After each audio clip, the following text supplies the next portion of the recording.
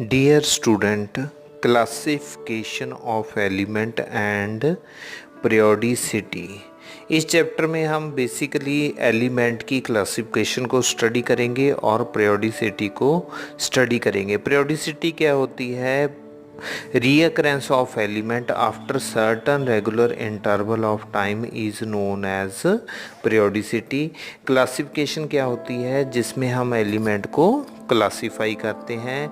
Dear student, सबसे पहले हमारे पास बेसिक साइंटिस्ट डॉबनियर आया था जिसने पीरियोडिक टेबल को एक्सप्लेन किया था। पीरियोडिक टेबल को एक्सप्लेन करने के लिए इसने ट्रायड यूज़ किए जिसमें इसने तीन तीन एलिमेंट के बेस पर एक्सप्लेन किया। Dear student, that topic is classification of element and concept is periodic table. Now we study this concept. हमारे पास सबसे पहले डॉबनियर ने पीरियोडिक टेबल को एक्सप्लेन किया, जिसके बेस पर सबसे पहले हम स्टडी करते हैं कि एलिमेंट को क्लासीफाई क्यों करना पड़ा।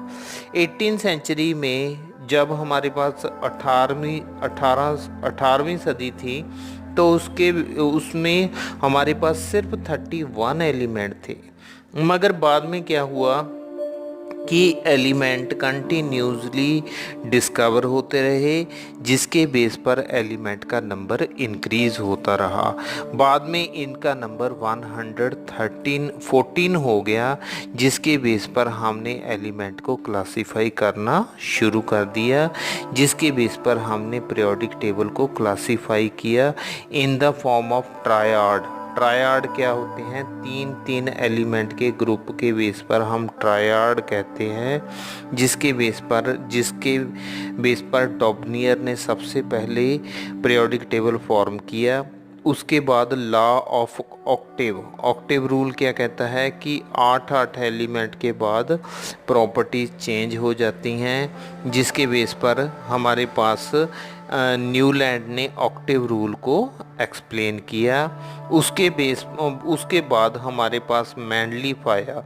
मेंडलीफ ने 1834 में बेसिकली इसका बर्थ हुआ था और उसके बाद इसने मेंडलीफ पीरियोडिक टेबल फॉर्म किया। नेक्स्ट स्लाइड में हम डॉबनियर पीरियोडिक टेबल को देख रहे हैं, जिसमें हमारे पास लिथियम, सोडियम एंड पोटाशियम। इसने बेटा मीन लिया किसका? लिथियम और पोटाशियम का, और जो एटॉमिक वेट किसका होता है? सोडियम का होता है। बिल्कुल इसी टाइप से इसने स्ट्रोंशियम मीन में लिया, कैल्शियम और बेरियम के मीन में लिया। इसी के बेस पर डॉबनियर के बाद हमारे पास बेसिक साइंटिस्ट आया मेंडलीफ। मेंडलीफ ने पीरियोडिक टेबल की डेफिनेशन बताई। Physical and chemical property of element, periodic function of their atomic mass. Atomic mass के बेस पर हम एक्सप्लेन करते हैं, जिसके बेस पर इसने कुछ एलिमेंट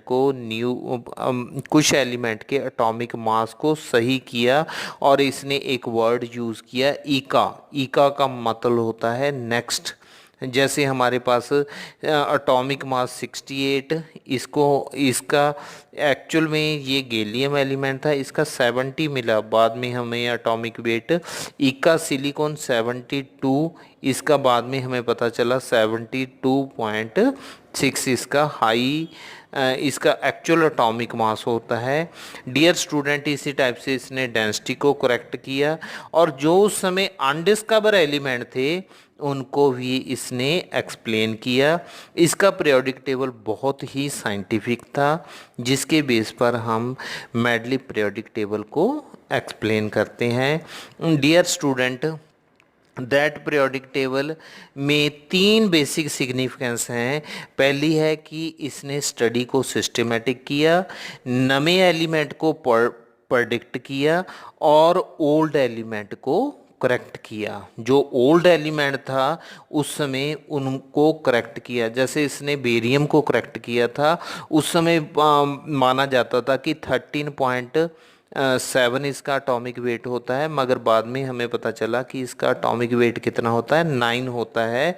इसने इसका इक्विवेलेंट वेट लिया और उसको चार्ज के साथ मल्टीप्लाई किया। जैसे हमारे पास चार्ज के साथ ये मल्टीप्लाई करता है तो इसका अटोमिक वेट हमारे पास कितना आ जाता है, 9 आ जाता है, जो बेसिकली मेडली पीरियोडिक टेबल की एक बेसिक एक्सप्लेनेशन थी, जिसके बेस पर इसने मेडली पीरियोडिक टेबल ने पीरियोडिक टेबल को एक्सप्लेन किया। डियर स्टूडेंट, इसके बेस पर ये हमारे पास क्या है, मेडली पीरियोडिक टेबल है।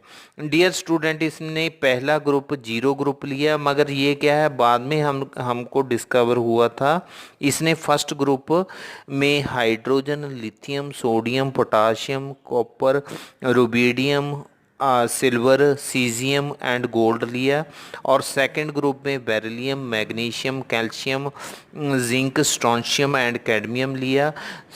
थर्ड ग्रुप में बेरियम, एल्युमिनियम, स्कैंडियम, गैलियम लिया। कार्बन फैमिली में फोर्थ ग्रुप में carbon, silicon, titanium, germanium, zirconium लिया, और फिफ्थ ग्रुप में नाइट्रोजन, फास्फोरस, वनेडियम, आर्सेनिक लिया।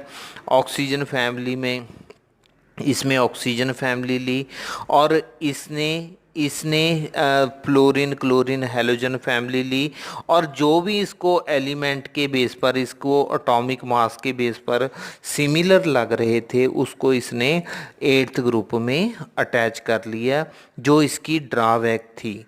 इसकी एक तो इसने सिमिलर एलिमेंट को डिसिमिलर ग्रुप में लिया, डिसिमिलर एलिमेंट को सिमिलर में लिया। ये इसका सबसे बड़ा ड्रॉबैक था कि इसने एलिमेंट की क्लासिफिकेशन, जैसे हम सिंपली एग्जांपल कहें तो कैल्शियम को इसने जिंक में लिया, स्ट्रोंशियम को जिंक में लिया, कैडमियम में लिया। ये दोनों क्या हैं, अलग अलग एलिमेंट हैं, मगर क्योंकि इनका एटॉमिक मास के बेस पर कंसिक्वेंसेस आ रही थी, तो इसने डियर स्टूडेंट इसको एक्सप्लेन किया।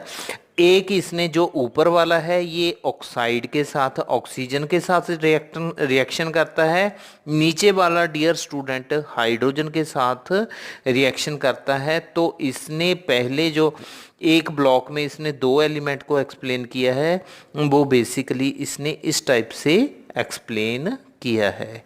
नाउ हमारे पास सेकंड आ जाता है modern periodic table. Modern periodic table में हमारे पास physical and chemical property of element, periodic function of their atomic number, ये किसके बेस पर होते हैं, एटॉमिक नंबर के बेस पर होते हैं। इसमें हमने एक नई टर्म ले ली जिसको हम क्या कहते हैं, एटॉमिक नंबर। एटॉमिक नंबर क्या होते हैं, जो इलेक्ट्रॉनिक कन्फिग्रेशन के बेस पर डिपेंड करते हैं। डियर स्टूडेंट, ये हमारे पास क्या है, मॉडर्न पीरियोडिक टेबल। इसमें हमारे पास पहला ब्लॉक है एस ब्लॉक, जिसमें lithium, sodium, potassium, rubidium, caesium and francium है। दूसरे ब्लॉक में beryllium, magnesium, calcium, strontium, barium and radium है। और तीसरे ब्लॉक में हमारे पास scandium, titanium, vanadium, chromium, manganese, iron, cobalt, nickel, copper and zinc हैं। और पी ब्लॉक में boron, carbon, nitrogen, oxygen, fluorine and neon है। ये हमारे पास क्या है, नोबल गैस है। और इसी के बेस पर हमारे पास एक्टेनाइड एंड लेंथेनाइड हैं। एक्टेनाइड एफ ब्लॉक एलिमेंट होते हैं, जिसके बेस पर हम इनको एफ ब्लॉक में स्टडी करते हैं। डियर स्टूडेंट, बेसिकली इसने 4 ब्लॉक बनाए थे, जिसको हम आगे स्टडी करेंगे। नाउ हमारे पास शेल आ जाते हैं। शेल क्या होते हैं, outer most electron in atom is known as shell. Orbital और इलेक्ट्रॉनिक कन्फिग्रेशन की distribution of electron in an orbital is known as electronic configuration. Dear student, NCERT की लाइन टू लाइन का meaning होता है, जैसे हमारे पास यहाँ पर पहले क्या आ गए, शेल। शेल क्या है? The principal quantum is defined as main energy shell. Main energy shell के बाद हमारे पास क्या आ जाते हैं? ब्लॉक आ जाते हैं। डियर स्टूडेंट, पहला ब्लॉक कौन सा है? S block.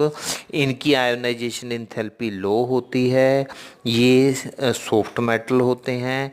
ये फ्लेम कलराइजेशन को शो करते हैं। डियर स्टूडेंट, ये ब्लॉक हमारे पास डी ब्लॉक है। ये जनरली मेटेलिक होते हैं, ये हार्ड होते हैं, मेलिएबल होते हैं, डक्टाइल होते हैं। डियर स्टूडेंट, ये हमारे पास क्या है? पी ब्लॉक है। ये नॉन मेटल होते हैं, इनमें कोवलेंट बॉन्ड बनाने की टेंडेंसी होती है। ये कुछ एलिमेंट इसके क्या होते हैं? मेटलॉइड होते हैं। इनकी ionization enthalpy down the group decrease होती जाती है। Dear student, that block is a f block. F block में जनरली ये मेटल होते हैं। ये रेयरर अर्थ मेटल होते हैं क्योंकि इनको सेपरेट करना मुश्किल होता है। Now we study metal. Metal कौन से होते हैं? Which can able to lose electron is known as metal. Non metal dear student कौन से होते हैं? Which can able to accept electron is known as non metal. इसके बेस पर हम पीरियोडिक टेबल को एक्सप्लेन करते हैं। पीरियोडिक टेबल जिगजैग मोशन के बेस पर एलिमेंट को एक्सप्लेन करता है, जिसके बेस पर हमारे पास एक क्या होते हैं? सेमी मेटल, जो डियर स्टूडेंट इन बिटवीन हो मेटल और नॉन मेटल के, जैसे गैलियम, जर्मेनियम, आर्सेनिक, एंटीमनी, ये क्या हैं? सेमी मेटल्स हैं। और आगे डियर स्टूडेंट हमारे पास क्या आ गया? Atomic radius. Mean distance between two atom is known as atomic radius. इसी के बेस पर हम रेडियाई लिथियम फैमिली का शो कर रहे हैं। डाउन द ग्रुप रेडियाई बढ़ता है क्योंकि शेल इंक्रीज होता है। इस साइड में भी down the group atomic radii increase होता है।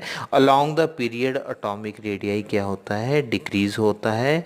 आयनिक रेडियाई होता है। Mean distance between two ion is known as ionic radii. उसके बाद डियर स्टूडेंट हमारे पास आ जाता है isoelectronic species. The species having same number of electron, that species is known as isoelectronic species. जैसे हाइड्रोजन, फ्लोरीन, सोडियम, मैग्नीशियम, इन सभी में 10-10 इलेक्ट्रॉन होते हैं। आगे हमारे पास ionization enthalpy. The amount of energy required to remove one electron from isolated atom is known as ionization enthalpy. इसी के बेस पर हम आयोनाइजेशन एंथैल्पी को एक्सप्लेन करते हैं। Electron gain enthalpy, the amount of energy release when one electron added in outermost shell is known as electron gain enthalpy। ये हमेशा negative में होती है। कुछ एलिमेंट की ये क्या होती है? जीरो होती है।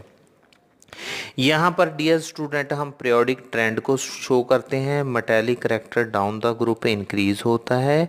Non metallic character along the group, अगर हम ग्रुप में ऊपर जाएंगे तो नॉन मेटेलिक करेक्टर इंक्रीज हो जाएगा। Ionisation enthalpy along the period क्या होती है?